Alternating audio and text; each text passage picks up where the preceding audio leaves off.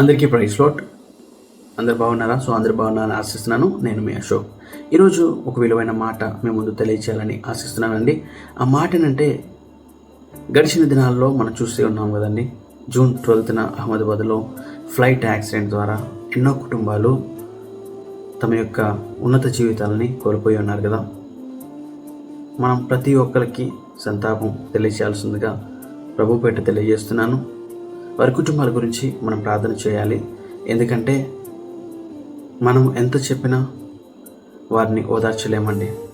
ఎంతమంది వారిని కలిసినా వారిని ఓదార్చలేం. ఎందుకంటే ప్రతి కుటుంబంలో ప్రతి వ్యక్తి ప్రతి కుటుంబానికి ఎంతో అవసరం కదా. ఈరోజు ఆ మాట వింటేనే ఎంతో హృదయాల్ని కలిచివేస్తున్నాయి కదా. ఎన్నో బాధలతో, ఎన్నో వ్యాధులతో, ఎన్నో ఇబ్బందులతో ప్రపంచమంతా అల్లకొల్లాలుగా, ప్రపంచం మొత్తం చాలా డిస్టర్బెన్స్లో ఉంది కదండి. ఈ రోజుల్లో ఎక్కడ చూసినా యాక్సిడెంట్స్, ఈ రోజుల్లో ఎక్కడ చూసినా భూకంపాలు, ఈ రోజులో ఎక్కడ చూసినా యుద్ధాలు, ఈరోజు ఎక్కడ చూసినా వరదలు. ప్రపంచం అనేది చాలా ఇబ్బందికరమైన పరిస్థితుల్లో మనం జీవిస్తున్నాం. క్రైస్తవ్యమా, మేలుకో. ఇప్పటికైనా మన ప్రార్థన మొదలు పెట్టాలి.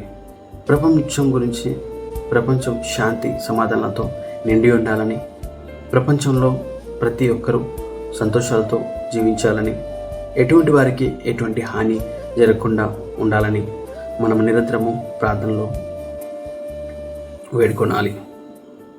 మనం చూసాము ఫ్లైట్లో, అప్పటిదాకా బాగానే ఉన్న ఆ ఫ్లైట్ 60 సెకండ్స్లోనే, చాలా తక్కువ వ్యవధిలోనే అలా 600 మీటర్స్ పైకి వెళ్ళిందండి ఎయిర్పోర్ట్ నుంచి. వాళ్ళు అనుకున్నారా చనిపోతామని? ఎవరు అనుకోరా.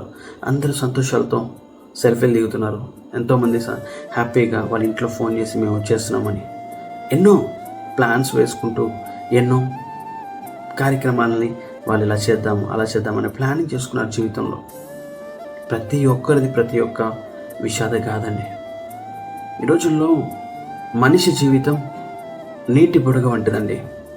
వాటర్ బబుల్ టైప్ అనమాట మన జీవితం. మనం నీటి బుడగ అనేది మన చేతిలో పెట్టుకొని అది ఎంతసేపు ఉందో చెప్పగలరా మీరేమన్నా? ఈ రోజుల్లో మనిషి యొక్క జీవితం కూడా అంతే. ఇంతలో కనపడి అంతలోనే మాయమైపోతుంది. మన జీవితం అన్నమాట గడ్డి పరక వంటిది. అది ఎప్పుడు వాడిపోద్దో కూడా తెలియదు. ఈరోజు ఎంతోమంది నిరుత్సాహాలుగా బతుకుతున్నారు. పాప వారి కుటుంబాలు ఎంత వేదనతో ఉంటాయండి. అంత ఖాళీ బూడిదైపోయారండి. వారి డెడ్ బాడీస్ను కూడా DNA టెస్ట్ చేయాలంటే చాలా కష్టము. ఎందుకంటే ఫ్యూయల్ అనేది ఫుల్గా నిండిపోయింది కదండి ఆ ఎయిర్ప్లేన్లో. నాన్ స్టాప్గా వెళ్ళాలని ఫుల్ ట్యాంక్ పెట్రోల్ కొట్టించి స్టార్ట్ అయిన కొద్ది నిమిషాలకే ఇలా జరగడం చాలా బాధాకరం. తెలిసినప్పటి నుంచి ఆ విషయం నాకైతే చాలా బాధేస్తుందండి. ఎందుకంటే అందులో పెద్దవాళ్ళు ఉన్నారు, అందులో చిన్న పిల్లలు ఉన్నారండి. చిన్న పిల్లలు పాపం ఆ సిచ్యువేషను మనం తలుచుకుంటే కనుక ఎంతో బాధగా ఉంటుందండి. ఎందుకంటే చిన్న పిల్లలు ఆ మంటల్లో కాలిపోతూ అరుస్తూ ఉంటే ఒకసారి ఆ సన్నివేశాన్ని మీరు తలుచుకోండి, ఎంత బాధ ఉంటుందండి. ఈరోజు మన ఇంట్లో ఉన్న పిల్లలకి చిన్న దెబ్బ తగిలితేనే మనం తట్టుకోలేము కదండి. అలాంటిది మంటల్లో కాలిపోతూ ఉంటుంటే ఎలా ఉండి చెప్పండి. చాలా బాధ వస్తుంది, చాలా ఏడుపు వస్తుంది నిజంగా చెప్పాలంటే. దేవా, మీరు వారి కుటుంబాన్ని దర్శించండి, వారి జీవితాలని, వారి కుటుంబంలో ధైర్యం అనేది నింపండి. ఎలా వారి కుటుంబాలు ఈ వార్త విని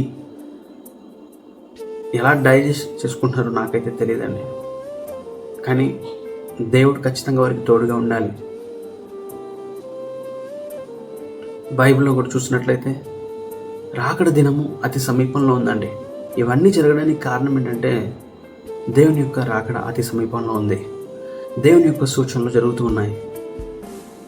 ఎక్కడ చూసినా భార్య భర్తను చంపడం, భర్త భార్యను చంపడం, భార్యాభర్తలు పిల్లల్ని చంపడం, మోసపూరితమైన కార్యక్రమాలను మనం ఈ లోకంలో చూస్తూ ఉన్నాం కదా.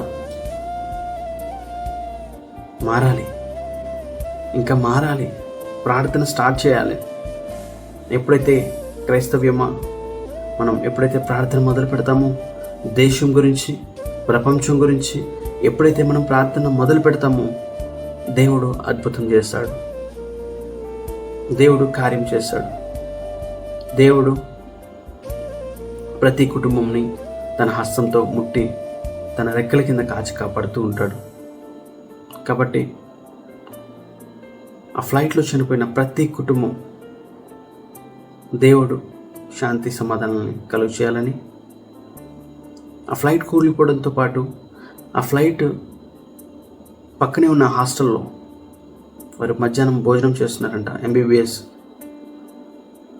స్టూడెంట్స్. వారి మీద పడిపోయి, ఆ బిల్డింగ్ మీద పడిపోతే ఆ బిల్డింగ్ వారి మీద పడిపోయి వారు కూడా ఒక 20 నుంచి 25 మంది చనిపోయారంట. ఈ రోజుల్లో మనిషి ఎంతకాలం బ్రతుకుతాడో తెలియదు. ఈ రోజుల్లో మనిషి మరణానికి భయపడతాడు. నువ్వు అనుకుంటున్నావు 100 ఏళ్ళు బతుకుతావేమో అని. మహా అయితే నీకు 70 సంవత్సరాలు బతుకుతావు నువ్వు. అయినా సరే నీకు ఆయుస్సం దుఃఖం ఉంటుంది. ఈ రోజులో నువ్వు బ్రతికే ప్రతి ఒక్క సెకండ్, ప్రతి ఒక్క అవర్ దేవుడిచ్చిందే. ఎల్లప్పుడు నువ్వు దేవుడిని స్తుతిస్తూ ఉండాలి. ఎల్లప్పుడు దేవుడిని నువ్వు వేడుకుంటూ ఉండాలి. దేవుడిని అడగాలి, దేవా నా కుటుంబాన్ని కాపాడుతున్నావు కదా, ఇంతకాలం నా కుటుంబాన్ని కాపాడావు కదా, మా దేశాన్ని కాపాడండి ఏసయ్యా, మా దేశాన్ని మీరు చూడండి ఏసయ్యా, మా దేశాన్ని ముట్టండి ఏసయ్యా, మా నాయకుల్ని ముట్టండి, మా నాయకులకి మంచి జ్ఞానాన్ని దయచేయండి, మా నాయకులు క్షేమంగా ఉండే కృపను దయచేయండి, మా అధికారులు న్యాయమైన పోరాటం చేసే కృపను దయచేయండి అని అధికారుల గురించి ప్రార్థన చేయాలి, దేశాన్ని గురించి ప్రార్థన చేయాలి, ఆర్మీ వాళ్ళ గురించి ప్రార్థన చేయాలి, దేశ సంరక్షణ గురించి ప్రార్థన చేయాలండి. ఎంతసేపు తినడమేనా, ఎంతసేపు పడుకోవడమేనా, ఎంతసేపు మనము విలాసవంతంగా జీవించాలన్నా? ఈరోజు చాలామంది డబ్బును చూసి ఏదో అనుకుంటున్నారండి. నీ డబ్బు నీతో రాదండి. ఎంత డబ్బు సంపాదించినా సరే ఈ లోకంలో ఆ డబ్బుని వదిలి వెళ్ళాల్సిందే. ఈరోజు నాకు డబ్బు ఉంటే చాలా అనుకుంటున్నారు. ఈరోజు నాకు అందం ఉంటే చాలా అనుకుంటున్నారు. ఈరోజు నాకు అన్నీ ఉన్నాయిలే, నేను ఎవరికి ఉపయోగం అక్కర్లేదులే, నేను ఎవరు నాతో ఉంటే ఏంటి అని అనుకుంటున్నారు. కానీ దేవుడు చూస్తున్నాడు ప్రతి ఒక్కరిని. దేవుడు మాట్లాడే దేవుడు. కాబట్టి నీ జీవితం చాలా విలువైనది. నీ జీవితాన్ని ప్రార్థనతో మొదలుపెట్టు. నీ జీవితాన్ని దేవునికి ఎక్కువ సమయం ఇచ్చే పోరాట వీరుడిగా మారు. ముఖ్యంగా దేశం గురించి ప్రార్థన చేస్తామని మనస్ఫూర్తిగా తెలియజేస్తూ, వారి కుటుంబాలకి క్రైస్తవ్యం తరపున ప్రగాఢ సంతాపం తెలియజేస్తూ, దేవుడు వారి కుటుంబానికి అండగా ఉండాలని, దేవుడు వారి కుటుంబాన్ని ధైర్యపరచాలని ప్రభుపేట తెలియజేస్తూ నా మాటలు ముగిస్తున్నాను. Thank you all. God bless you.